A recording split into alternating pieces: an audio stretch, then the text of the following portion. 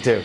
We're joined now on the phone by Marc Faber, the editor of the Gloom, Boom, and Doom Report. He is joining us now from Thailand. Happy New Year, Mr. Faber. Good to talk to you. Well, Happy New Year to you and to all your listeners. Thank you so much. So you are a man who, with all of the money being pumped out by central banks, who is worried about inflation. Instead of gold, why not borrow money and buy a house then? That is a great bet if you think inflation is going to take off. Well, that might be an idea, but I had this idea 2 years ago, and I wrote about it that at that time, at the end of 2011, home prices in Atlanta were cheaper than in Thailand and in Phoenix and in Florida and so forth, and offered a great opportunity. I don't think it offers a great opportunity today. And you were just talking about rising stock prices and the political implications, as well as home prices going up and making people feeling better. But I can assure you that, first of all, according to a Gallup poll, only 52% of Americans own directly or indirectly stock. Of those, 5% own 72% of all financial assets.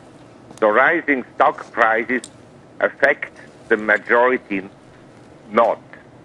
In other words, they have no impact on the ordinary American. Secondly, concerning home prices, a lot of people lost their homes, and now they have the pressure to go and rent homes at rising rents. So it reduces their disposable income. Well done, Mr. Bernanke.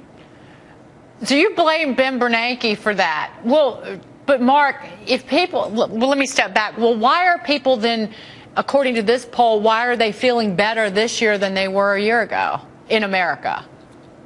Well, Americans, they have this quality of being very optimistic about the future. America above everything, the American exceptionalism. But the reality is that if you analyze why the economy has improved, huge deficits, although they've been coming down on paper, but in actual fact, with the unfunded liabilities, they are running at something like $5 trillion, $6 trillion a year. Secondly, money printing. If you print enough money, it falls onto someone. It falls mostly onto well-to-do people, but then they go and spend, and they go to restaurants, and so everybody benefits somewhat. But I have to stress, somewhat.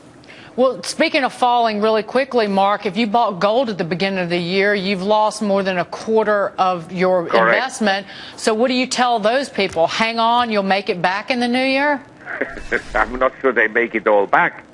But I'm saying that basically people who pursue a disciplined and diversified asset strategy, in other words, you have some money in bonds, some in real estate, some in gold, and some in equities. With that strategy, you will fare better than to buy high and to sell low. Okay. Mark, well, that was very sound advice for this year, the new year, and any year. Mark, Happy New Year again. We hope to see you very soon.